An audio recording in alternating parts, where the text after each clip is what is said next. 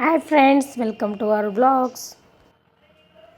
ನಾನು evening snacks ಆಗಿ ಅಲಸಂದಿ ಕಾಳು ವಡೆನ ಮಾಡಬೇಕು ಅಂತ ಮಾಡ್ತಿರೋದು. ಇವಾಗ ಅಲಸಂದಿ ಕಾಯಿನೆಲ್ಲ ಸುಲ್ಕೊಳ್ತಿದ್ದೀನಿ. ಇವಾಗ ಒಂದು ಬೌಲಷ್ಟು ಅಲಸಂದಿ ಕಾಳನ್ನ ಹಾಕ್ಕೊತಿದ್ದೀನಿ. ಅಲ್ಲಿ ಒಂದು ಅರ್ಧ ಸ್ಪೂನಷ್ಟು ಜೀರಿಗೆ, ನಂತರ ಒಂದು 5 ಮೆಣಸಿನಕಾಯಿ, ಒಂದು ಗಡ್ಡೆ ಬೆಳ್ಳುಳ್ಳಿ, ನಂತರ ಕರಿಬೇವು ಸೊಪ್ಪು, ಒಂದು ಮುಷ್ಟಿಯಷ್ಟು ಕೊತ್ತಂಬರಿ ಸೊಪ್ಪು. ಇವಾಗ ಒಂದು ರುಚಿಗೆ ತಕ್ಕಷ್ಟು ಉಪ್ಪು, ಅಂದರೆ ಇದು 1 ಸ್ಪೂನ್ ಇದೆ, 1 ಸ್ಪೂನಷ್ಟು ಉಪ್ಪು. ಇವಾಗ ಇದನ್ನ ಒಂದ್ಸರಿ ಮಿಕ್ಸಿಗೆ ಹಾಕೊಂಡು ಬರೋಣ.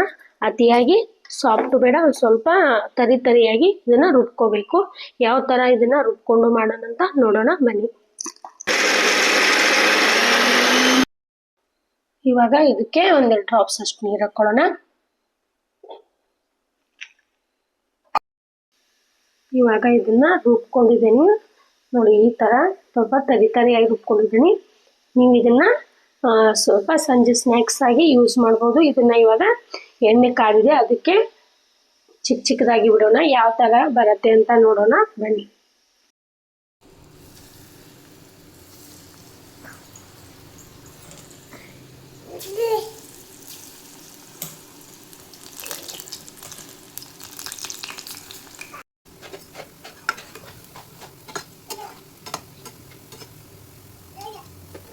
ಅಲಸಂದಿ ವಡೆ ಇದು ತುಂಬ ಚೆನ್ನಾಗಿರುತ್ತೆ, ಖಾರವಾಗಿ. ನೀವು ಸಹ ಇದನ್ನು ಒಂದ್ಸರಿ ಟ್ರೈ ಮಾಡಿ. ಮತ್ತು ಇವಾಗ ಅಲಸಂದಿ ಕಾಳು ವಡೆ ಗೋಲ್ಡನ್ ಬ್ರೌನ್ ಆಗಿದೆ. ಇವಾಗ ಇದನ್ನು ನೀಟಿಗೆ ಹೊಳಿಸ್ಕೊಂಡು ಇವಾಗ ಪ್ಲೇಟ್ಗೆ ಸರ್ವ್ ಮಾಡ್ಕೊಳ್ಳೋಣ.